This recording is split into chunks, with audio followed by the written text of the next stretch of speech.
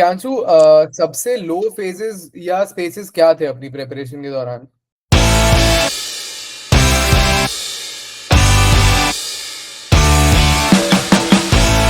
Sir लो phases तो like मतलब जब स्टार्टिंग स्टार्टिंग में जीटी देना शुरू की थी, तो उस टाइम जीटी में जब स्कोर नहीं आ रहे थे बहुत ज़्यादा अच्छे, तब वो सबसे लो फेज होता था। लगता था कि नहीं, अब तो छोड़ दो इसको, अब नहीं हो पाएगा, बस ठीक है।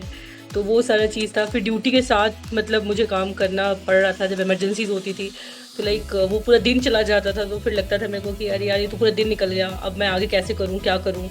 फिर उस वक्त क्या होता है ना सर, टेंशन में दिमाग चला जाता है कि मतलब अब जो बचा है वो टाइम को पढ़ना तो है, मालूम होता है, एक दिमाग को एक सेंस होता है, लेकिन फिर भी मतलब मैनेज करना बहुत मुश्किल होता था। तो इस चीज़ में ना थैंक्स मतलब आप लोगों को बोलूँगी, क्योंकि ना आप लोग की वजह से जो एक पिंग मैसेज आता था ना कि हाँ Priyanshu WhatsApp, what are you doing guys, मतलब ये मैसेज सच में मतलब मिरेकल था मेरे लिए, क्योंकि पढ़ तो मैं रही ही थी, लेकिन स्टिल मतलब ये बहुत बड़ा बूस्टअप था, बहुत बड़ा सर, सच में।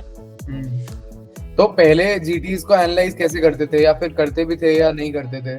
हाँ सर, पहले ना मतलब जीटी को एनालिसिस तो करने का कोशिश करती थी, लेकिन जो सही तरीका था, जैसे मैं रॉन्ग नोटबुक आपने बताया कि माई नोटबुक बनाओ, उसमें ऐसे ऐसे करके लिखो, फिर हैफिजार्ड में लिखते जाओ, बस जो तुमको समझ आ रहा करते जाओ, उसको रिवाइज करो। ये सारी चीज़ें पहले मैं नहीं करती थी, मतलब लाइक एनालिसिस करती थी, लेकिन ऐसा होता था कि जो गलत हुआ देख लिए, पढ़ के हट गए, मतलब बहुत अच्छे तरीके से उसको फॉलो अप नहीं कर पाते थे।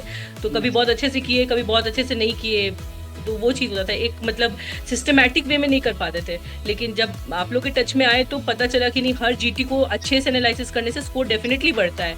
और सीरियसली मतलब लाइक मैं इसके पहले भी 2 साल ड्रॉप कर चुकी हूँ, तो उसमें जब जीटी देती थी ना, तो स्कोर मतलब लाइक 120 130 ऐसे ही रहता था।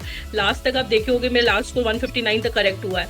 तो मतलब मैं कभी सोच ही नहीं थी कि 159 तक भी करेक्ट हो सकता है। और वो सच में जीटी की वजह, मतलब जो माई नोटबुक है ना, उसकी वजह से, क्योंकि पढ़ते तो अपन सब है, अपन पढ़ते सब कुछ है, लेकिन टेस्ट में क्या करते हैं वो नहीं समझ आता है। वो जीटी से समझ में आता है कि एक ही टॉपिक को, कुछ कुछ टॉपिक तो वो लोग बार बार पूछते रहते हैं करके, तो उस चीज़ को आप डिटेल में पढ़ते हो तो फिर वो करेक्ट हो जाता है, फिर वो आ जाता है हैंड ग्रिप में कि हाँ इसको नहीं गलत करना है भाई।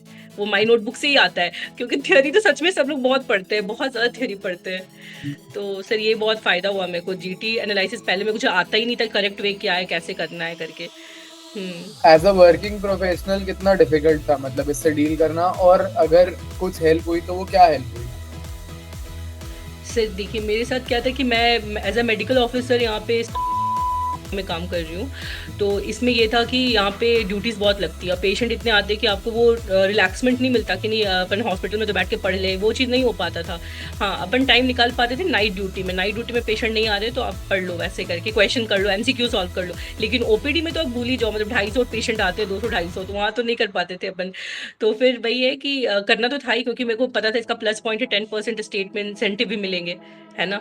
तो ये मेरे लिए प्लस पॉइंट था कि नहीं चलो, मतलब ये इसका बेनिफिट है, अगर ड्यूटी कर रहे हैं तो साथ में पढ़ भी रहे हैं, और आप लोग के साथ जुड़ गए तो फिर ये प्लस पॉइंट हो गया। तो बस यही है। बाकी अपनी जर्नी को कैसे समराइज करोगे, specially with iconic? Sir iconic मतलब लाइक, जूनियर को बताना हो इस चीज के बारे में तो क्या बताओगे?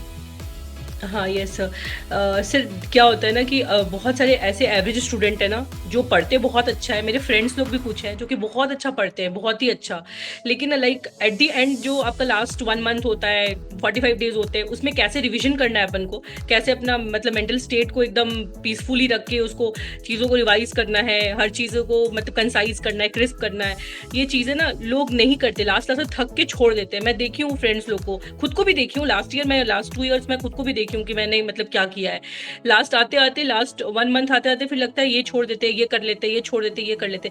लेकिन आइकॉनिक से जुड़ने के बाद 19 का 19 सब्जेक्ट, मतलब कैसे रिवाइज करना है, ये आइडिया मिला मुझे कि कैसे इसको पढ़ना है, कहाँ मेरे से मिस्टेक हो रहा है, उस मिस्टेक पे वर्क करना है। तो ये सारा चीज़ मतलब पता तो होता है कि हम अपने मिस्टेक पे काम करेंगे, लेकिन आइकॉनिक से ये पता चला कि हाँ करना ऐसे है, तरीका जो है ना सिस्टमेटिक वे में कैसे करना है आपको रिवाइज। तो वो चीज़ मेरे को लगा लास्ट में, तो मैंने सिर्फ 15 डेज ना, मतलब लास्ट 1 वीक आप बोलो, मैं एकदम छोड़ दी थी कि मैं कुछ बुक नहीं खोलूंगी, बस माई नोटबुक पढ़ूंगी, बस माई नोटबुक, और क्वेश्चन करूंगी डेली डेली। मैं मतलब लास्ट टाइम तक तो सिर्फ 200 क्वेश्चन पहुंच जाते थे पर डे का, और फिर माई नोटबुक रिवाइज करते थे बस। जब फ्रस्ट्रेट होते थे तो माई नोटबुक खोल के बैठ जाते थे बस कि हाँ अपन बस पलट लिए ऐसे ही, मतलब पैसिवली ही ऐसे ऐसे करके बस पलटते गए। तो ये चीज़ था। पहले भी सिर्फ पता था कि माई नोटबुक बनाना है, लेकिन नहीं पता था कैसे बनाना है। हाँ, इतनी Yes. बार अपन जब रिवाइज करते हैं उस चीज को तो वो बहुत ऐसे मेमोरी में भी बहुत शार्प हो जाती है वो। बहुत शार्प हो जाता है। और ऐसे बहुत सारे क्वेश्चंस ऐसे होते हैं ना कि जो हर टेस्ट में रिपीट करते हैं अलग-अलग फॉर्मेट में। हाँ तो वो हाँ चीज़ें भी एक साथ मतलब कंसाइज़ हो जाता है कि एक साथ आ जाता है कि हाँ, इसको रिवाइज़ करते रहो भाई, हो जाएगा करके। तो definitely। लास्ट टाइम तो बहुत चीज़ याद हो गया था कि हाँ, ऐसा। स्पेशली अब मतलब अब ये यहाँ सेम टॉपिक लिखा हुआ है। हाँ, वही जैसे कि जीटी 1 मान लीजिए दिए, जीटी 2 दिए, तो जीटी 1 में ये टॉपिक पूछ दिया, ये इसमें ये इससे ये क्वेश्चन पूछ दिया, तो वो साथ में फिर वो होता चलता है। तो वो चीज़ है। और ऐसे डिवीजन सबसे इम्पोर्टेंट चीज़ जो आप बोलते थे ना कि लाइक जीटी 1 दिया तूने, फिर जीटी 2 दिया, जीटी 3 दिया, ऐसे करते करते जीटी जब बढ़ते जाते हैं ना, तो सारे जीटी को रिव्यू करना ना डिफिकल्ट हो गया था मेरे टाइम में एक बार। तो मैंने आपसे पूछा भी था, तो आपने बोला था कि नहीं एक काम कर, तू डेली डेली अगर रिवाइज थोड़ा थोड़ा करके अगर 15 मिनट भी 20 मिनट भी निकाल के अगर पैसिवली देखते जाएगी तो तेरे को दिमाग में रहेगा वो चीज़। पहले ऐसा मैं नहीं करती थी। पहले मैं करती थी कि हाँ, मतलब जीटी 4 दे रही हूँ, 3 रिवाइज कर ली, 2 1 गायब। तो वो वाला चीज़, तो ये चीज़ मतलब आ जाता है फिर डेली डेली करने से। अपने सारे मटेरियल को लास्ट डे तक ले जाना बहुत इम्पोर्टेंट है। बहुत सिर्फ वही मैं बोलना चाह रही हूँ, एट द एंड वही बोलना चाह रही हूँ कि लास्ट 1 मंथ जो होता है ना, सब चीज़ों को मतलब कंपाइल करना, ये बहुत इंपॉर्टेंट होता है और हम लोग नहीं कर पाते। अच्छे स्टूडेंट नहीं कर पाते। सर मतलब मैंने अपने फ्रेंड्स लोग को देखा है, बहुत ही अच्छे हैं पढ़ने में, सब चीज़ें आती है, आप कहीं से कुछ पूछो कुछ भी बता देंगे, लेकिन वो लास्ट में 19 सब्जेक्ट को एक साथ कंपाइल करना बहुत डिफिकल्ट है, बहुत डिफिकल्ट है। लेकिन इतना भी डिफिकल्ट नहीं लगा मेरे को इस बार मतलब ऐसा था कि हाँ ठीक है, मेरे को था कि एक क्लिनिकल सीट मिल जाए भैया, उसके बाद तो कोई टेंशन नहीं।